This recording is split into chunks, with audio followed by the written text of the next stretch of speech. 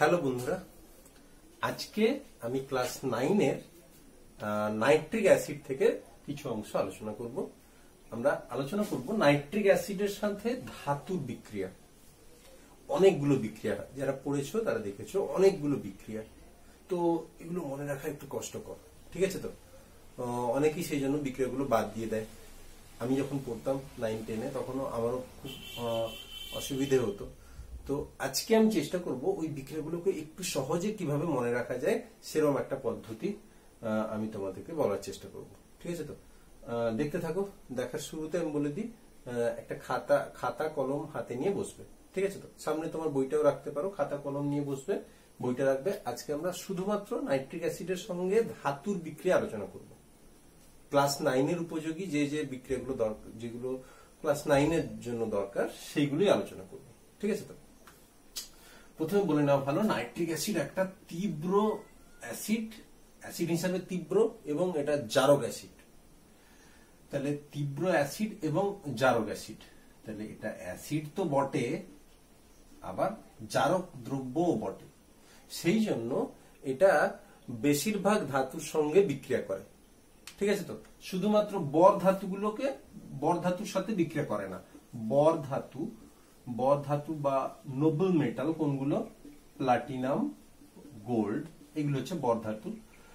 এর সাথে নাইট্রিক অ্যাসিডের কোনো বিক্রিয়া হয় না। এটা একটা গুরুত্বপূর্ণ কথা মনে রাখার জন্য। নাইট্রিক অ্যাসিড বর ধাতুর সাথে কোনো বিক্রিয়া করে না, প্রথম কথা। দ্বিতীয় কথা হচ্ছে কি, নাইট্রিক অ্যাসিড বর ধাতুর সাথে বিক্রিয়া করে না। নাইট্রিক অ্যাসিড অন্য অ্যাসিডগুলোর থেকে একটু আলাদা। হাইড্রোক্লোরিক অ্যাসিড বা সালফিউরিক অ্যাসিড যেমন লঘু অবস্থায়, লঘু হাইড্রোক্লোরিক অ্যাসিড বা লঘু সালফিউরিক অ্যাসিড যেমন ধাতুর সঙ্গে বিক্রিয়া করে হাইড্রোজেনের উপরে যে ধাতুগুলো আছে সেই ধাতুগুলোর সাথে বিক্রিয়া করে হাইড্রোজেন গ্যাস উৎপন্ন করতে পারে, নাইট্রিক অ্যাসিড সাধারণত তা করে না। দুটো ব্যতিক্রম আছে, আমরা বলবো। তাহলে নাইট্রিক অ্যাসিড সাধারণত লঘু অবস্থায় থাকলেও জিঙ্ক অথবা লোহা অথবা অন্য কোনো তড়িৎ ধনাত্মক ধর্মী ধাতুর সাথে বিক্রিয়া করে হাইড্রোজেন গ্যাস তৈরি করে না, ঠিক আছে? তো সহজে করে না, সেটা একটা কথা আমি বললাম। আমরা মেইন জিনিসে চলে আসি, যেটার কথা আমি বলতে চাইছিলাম, আমরা ওই জায়গায় চলে আসি। দেখো, নাইট্রিক অ্যাসিড কোন ধাতুর সঙ্গে বিক্রিয়া করলে বিক্রিয়ার ফলাফল কি হবে, মানে বিক্রিয়াজাত পদার্থ কি উৎপন্ন হবে, সেটা নির্ভর করে অ্যাসিডটা কেমন। অ্যাসিডের প্রকৃতির উপর নির্ভর করে, উষ্ণতার উপর নির্ভর করে, আর ধাতুটা কি তার উপর নির্ভর করে। তাহলে নাইট্রিক অ্যাসিডের সঙ্গে ধাতুর বিক্রিয়াজাত পদার্থ কি উৎপন্ন হবে নির্ভর করে কোন কোন বিষয়ের উপর? অ্যাসিডের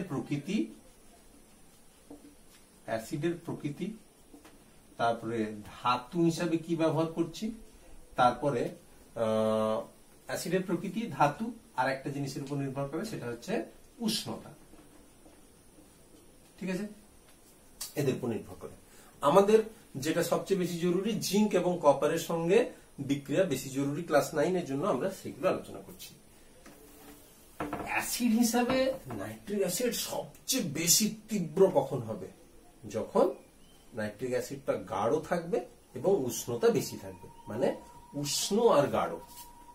দেখো, উষ্ণ ও গাঢ় যদি হয় তবে নাইট্রিক অ্যাসিডটা সবচেয়ে তীব্র অবস্থায় থাকবে। সেক্ষেত্রে মনে রাখবে, বিক্রিয়াজাত পদার্থে নাইট্রোজেন ডাইঅক্সাইড তৈরি হবেই হবে। উষ্ণ এবং গাঢ় হলে নাইট্রোজেন ডাইঅক্সাইড তৈরি হবে, মনে রাখবো আমরা এইভাবে। আচ্ছা, শীতল ও মধ্যম গাঢ়।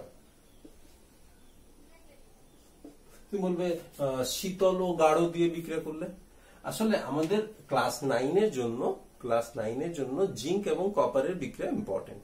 তো তাদের সেক্ষেত্রে শীতল আর গাঢ় বিক্রিয়া বিশেষ কিছু হয় না, ঠিক আছে? তো শীতল আর মধ্যম গাঢ় নিলে, মধ্যম গাঢ়কে অনেকে 1:1 বলে, মানে জল আর অ্যাসিডের অনুপাতটা 1:1 যদি হয়, সেক্ষেত্রে নাইট্রোজেনের কোন অক্সাইডটা তৈরি হবে? NO তৈরি হবে। তাহলে উপরেরটা নাইট্রোজেন ডাইঅক্সাইড, তোমরা জানো, তাও আমি লিখে দিচ্ছি। নাইট্রোজেন ডাইঅক্সাইড, NO হচ্ছে নাইট্রিক অক্সাইড, তারপর হচ্ছে কি শীতল ও লঘু, কি তৈরি হবে নাইট্রাস অক্সাইড বা লাফিং গ্যাস, এটাকে বলি আমরা নাইট্রাস অক্সাইড। ঠিক আছে, নাইট্রোজেন ডাইঅক্সাইড। আমরা কিভাবে মনে রাখবো, দেখো উষ্ণ এবং গাঢ় হলে নাইট্রিক অ্যাসিডটা সবচেয়ে শক্তিশালী হয়, তো তাহলে উৎপন্ন অক্সাইডে অক্সিজেনের পরিমাণ বেশি হবে, সবচেয়ে উৎপন্ন নাইট্রোজেনের অক্সাইডে অক্সিজেনের পরিমাণ সবচেয়ে বেশি হবে। এখানে দেখো একটা নাইট্রোজেনের জন্য অক্সিজেন পরমাণু কটা লাগছে, কটা অক্সিজেন পরমাণু আছে, দুটো। একটা নাইট্রোজেনের জন্য দুটো অক্সিজেন পরমাণু। শীতল মধ্যম গাঢ় হলে নাইট্রিক অ্যাসিডের ক্ষমতা আর একটু কমলো, তাহলে এখানে যখন ছিল নাইট্রোজেন একটা পরমাণুর জন্য দুটো অক্সিজেন পরমাণু ছিল, এখানে একটার জন্য একটা অক্সিজেন পরমাণুর সংখ্যা কমে গেল। আবার এখানে দেখো একটা নাইট্রোজেন পরমাণুর জন্য অর্ধেকটা অক্সিজেন পরমাণু আছে। এবার মনে রেখে নেবো এই তিনটে জিনিস আপাতত মনে রাখি। ক্লাস 9 এর উপযোগী, আমি আবারও বলছি ক্লাস 9 এর উপযোগী জিনিসগুলো আমরা আলোচনা করছি। ঠিক আছে, উষ্ণ গাঢ় হলে nitrogen dioxide, nitric oxide, nitrous oxide. এবার এখানে একটু মনে রেখে দাও, এটা হবে 1-4। এই 1-4টা মনে রাখো, আর বাকিগুলো মনে রাখা সহজ হয়ে গেছে। 1-4 মনে রাখবো, 1-4 সো লাস্টেরটা হবে 4-1। ঠিক আছে, প্রথমটা 1-4, লাস্টেরটা 4-1। তারপরে এই 1-4টাকে তুমি একটু মনে রাখার কায়দা, মানে এটা কোনো মানে সঠিক ব্যাপার নয় আর কি, মনে রাখার কায়দা। তো এটাকে 14 ভাবো, 14 দুগুণে কত হয়, মানে এটা 2 নম্বরে আছে, 14 দুগুণে 28 হয়। 28 থেকে 10 বাড়িয়ে দাও, 38। 38 না লিখে আমি কি লিখছি 3-8, মানে এটার ক্ষেত্রে 10 বাড়িয়ে দিয়েছি। ও এখানেও 10 বাড়াবো, কিরকম, একটা শূন্য বসিয়ে দেবো, বাস। কি করলাম, প্রথমে 1-4 লিখলাম, লাস্টেটায় 4-1 লিখে দিলাম, পরেরটায় 14 দুগুণে 28, 28 বদলে আরো 10 বেশি নিলাম, 38 করে নিলাম। এবার দেখো 10 বেশি নিয়েছিলাম, তো লাস্টেরটায় একটা 10 মানে একটা শূন্য বেশি বসিয়ে দিলাম, হয়ে গেল। এবার আমরা দেখো আমরা বিক্রিয়া আলোচনা করব। অ্যাসিডের প্রকৃতি, আর প্রথমে আমরা জিঙ্কের সঙ্গে বিক্রিয়া আলোচনা করব, তারপরে তারপরটা কপারের সাথে বিক্রিয়া আলোচনা করব। যদি উষ্ণ গাঢ় হয়, কোন অ্যাসিড, নাইট্রিক অ্যাসিড। কোন অ্যাসিডের প্রকৃতি, উষ্ণ গাঢ় নাইট্রিক অ্যাসিড। অবশ্যই উষ্ণ গাঢ় নাইট্রিক অ্যাসিডের সঙ্গে জিঙ্কের বিক্রিয়া কি হবে, দেখো আমাদের হয়ে গেছে, সব কিছু কাজ হয়ে গেছে কমপ্লিট। উষ্ণ গাঢ় নাইট্রিক অ্যাসিড নিচ্ছি, বিক্রিয়া কি হবে দেখো, নাইট্রিক অ্যাসিডের সঙ্গে জিঙ্ক আর কপারের বিক্রিয়া সব সময়তে, মানে এই তিনটা ক্ষেত্রে নাইট্রেট লবণ তৈরি হবেই হবে। তাহলে জিঙ্কের সঙ্গে বিক্রিয়ার সময় জিঙ্ক নাইট্রেট তৈরি হবে, ZnNO3(2), জিঙ্ক নাইট্রেট তৈরি হবে। আর কি তৈরি হবে দেখো, উষ্ণ গাঢ় হলে আমরা জেনে গেছি নাইট্রোজেন ডাইঅক্সাইড হবে, একটা জল হবেই হবে। নাইট্রিক অ্যাসিড একটা জারক অ্যাসিড, সে হাইড্রোজেন তৈরি করতে পারে না, মানে জিঙ্কের সঙ্গে বিক্রিয়া হাইড্রোজেন তৈরি করতে পারে না, তাকে জারিত করে দিয়ে জল তৈরি করে দেয়, তাহলে জল তৈরি হবে। বিক্রিয়া লেখা হয়ে গেছে, ব্যালেন্স করব।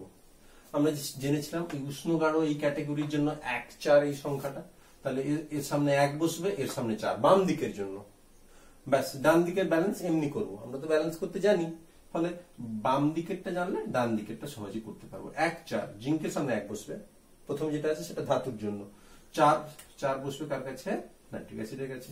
তাহলে কি হবে, 1-4 বসলো, কি তৈরি হবে, 4টা নাইট্রোজেন আছে।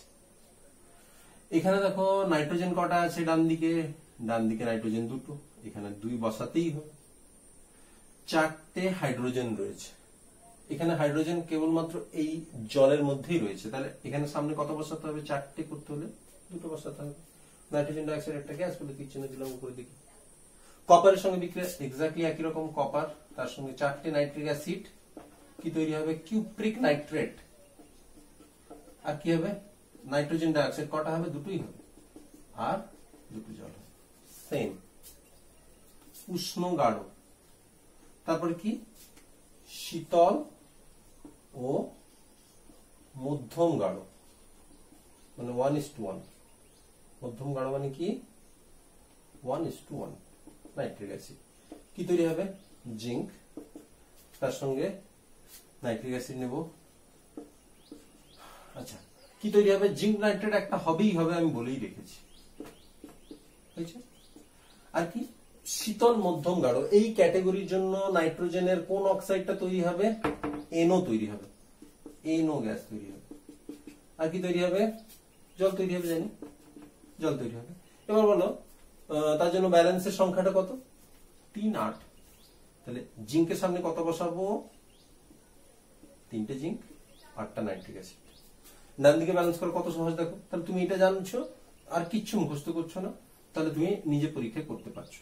3টে জিঙ্ক আছে, ডান দিকে 3টা বসাতে হবে। 8টা হাইড্রোজেন আছে, এখানে 4টা বসাতেই হবে। 8টা নাইট্রোজেন বাম দিকে, ডান দিকে কটা হচ্ছে দেখো, এখানে এটা 2টো, হোল 2 আছে, মানে নাইট্রোজেন 2টো, আবার 3টা আছে সামনে, 3 দুগুণে 6টা, 6টা, আরো 2টো লাগবে, এখানে 2 বসিয়ে দিলাম, হয়েছে। এ ধারে বিক্রিয়াটা কি হবে? এক্স্যাক্টলি একই হবে। কপারের সঙ্গে বিক্রিয়াটা এক্স্যাক্টলি একই হবে। 3Cu8HNO3 তৈরি হবে 3CuNO3 হোল 2, 2NO4H2O।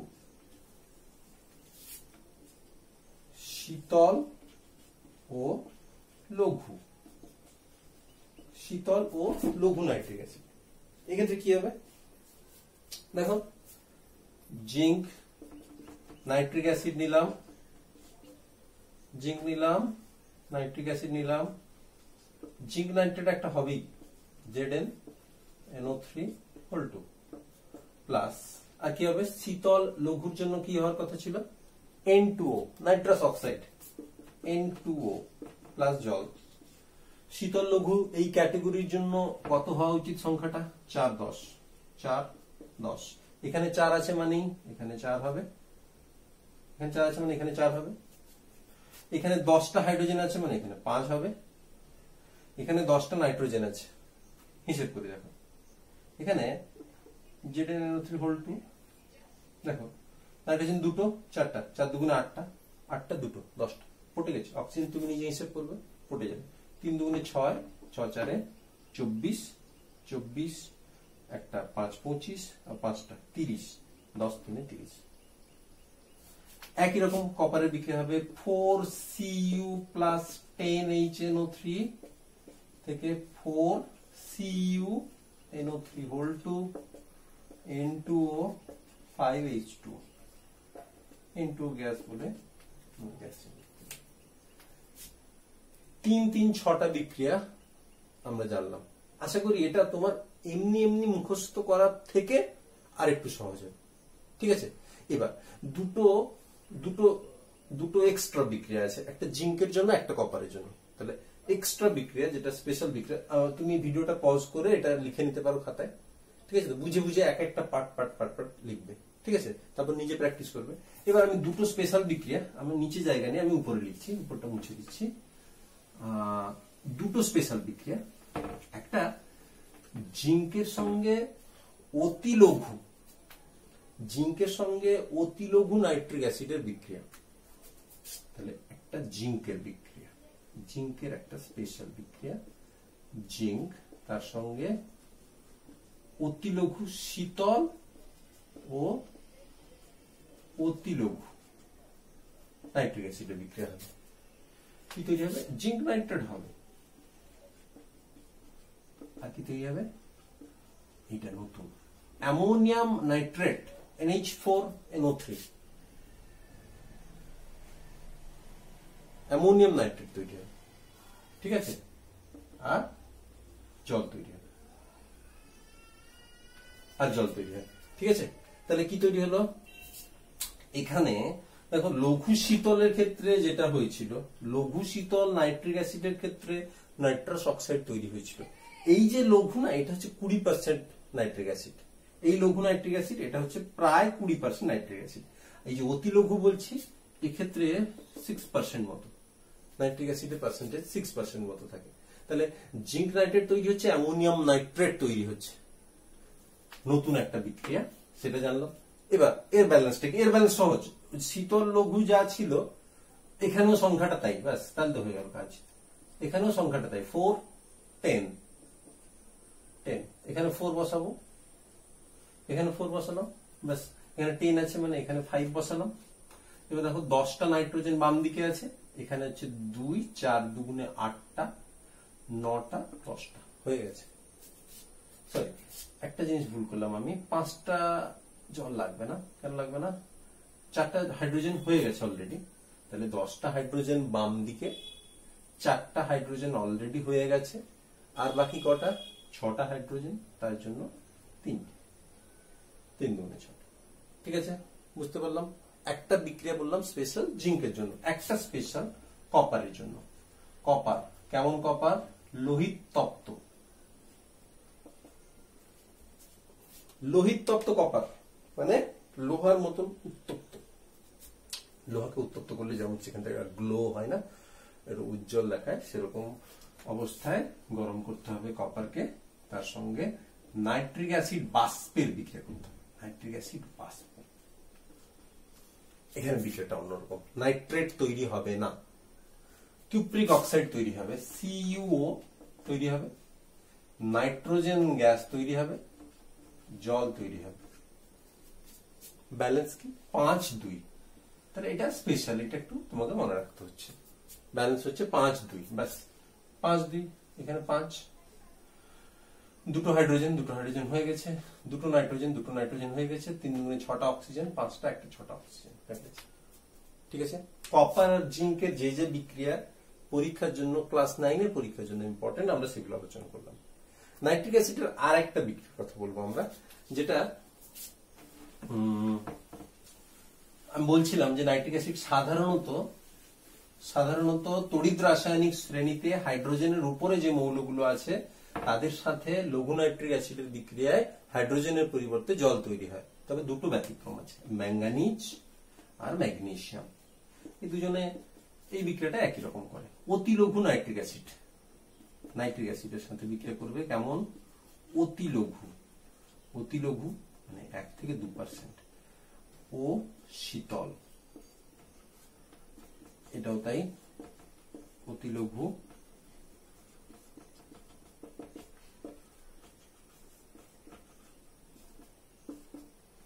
কি তৈরি করবে? নাইট্রেট লবণ তৈরি করবে।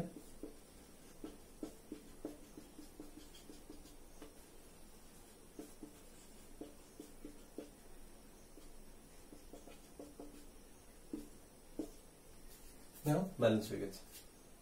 ঠিক আছে, নাইট্রিক অ্যাসিডের জিঙ্কের সঙ্গে 4টা বিক্রিয়া আলোচনা করলাম, কপারের সঙ্গে 4টা বিক্রিয়া, আর এই দুটো বিক্রিয়া আলোচনা করলাম। ক্লাস 9 এর জন্য এগুলো জরুরি। ঠিক আছে, তো আমি মনে রাখার একটা কৌশল বললাম। তোমাদের যদি ভালো লেগে থাকে তাহলে তোমরা বন্ধুদের বলতে পারো এই ভিডিওটার কথা। ঠিক আছে, তো অথবা আমাকে কমেন্ট করে জানাতে পারো। আর অন্য কোনো বিষয়ে যদি তোমাদের মনে হয় কোনো ভিডিও দরকার আছে বলে মনে হয়, তাহলে আমাকে বলতে পারো। ঠিক আছে, থ্যাংক ইউ, সবাই ভালো থাকবে।